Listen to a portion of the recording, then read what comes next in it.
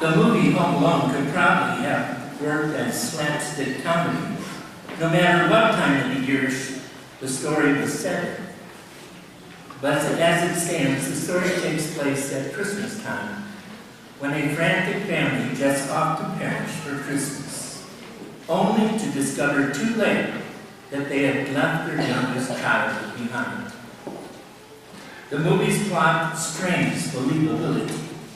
How can a family leave a house, ride all the way to the airport, and board a plane, and then, midway over the Atlantic Ocean, realize a child has gone missing? You want to ask, how in the world could something like this ever happen? Seems far-fetched to me, but you have to believe it for the plot of the film to work. Of course, if I could have asked that same question to Mary and Joseph, they probably would have felt very uncomfortable. I mean, they did, after all, take off from Jerusalem one day without their boy.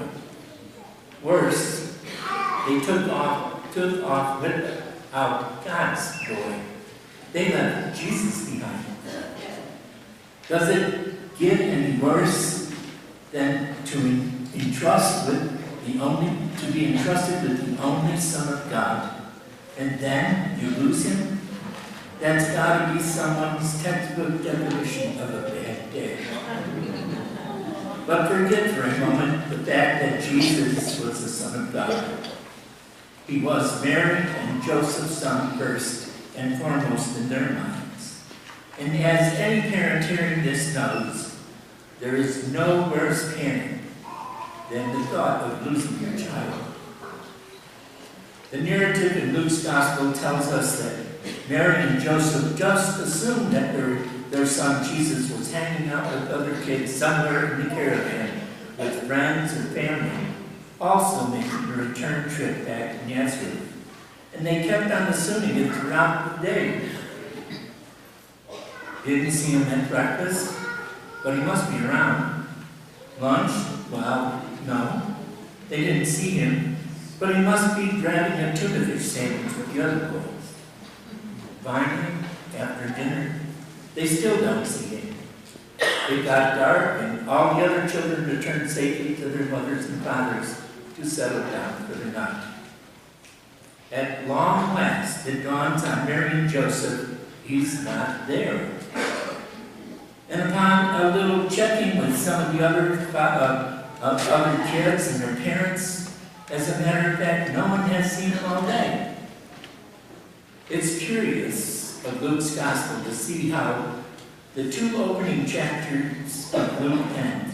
After all, these very two long chapters featured no fewer than 3 angel visitations, a miraculous pronouncement, song lyrics, and above all, the birth of the Savior of the world.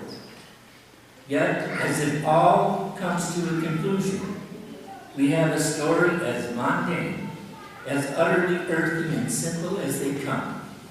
A lost child, panicked parents, and a frantic search. The whole thing started with angels, and it ends paging a lost child on the PA system at Walmart? No.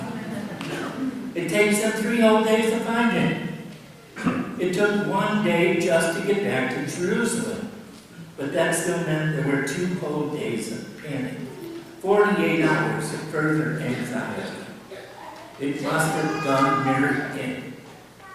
15 minutes of this kind of panic is enough to make the average parent feel on the verge of mental and physical collapse. Even 5 minutes of this can feel like a lifetime.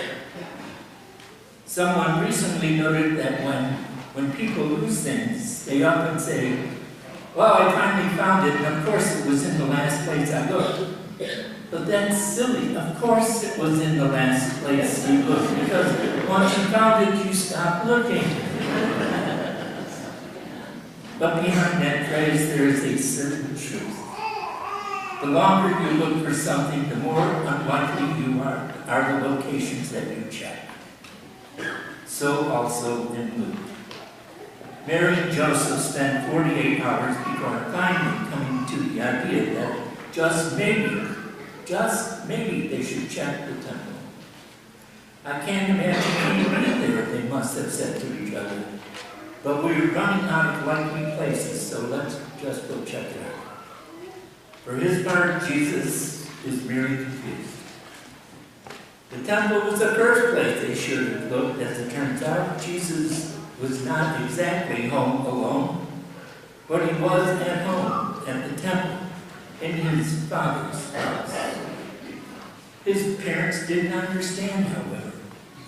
They were too overwhelmed with a combination of intense relief and a little post-traumatic stress. Who knows what Mary and Joseph had been thinking, or why they actually managed to lose God's only Son for a time. In its own quirky way, however, this very human story in Luke's Gospel provides us with a nice window into the very human, very earthy, very mundane nature of this Gospel.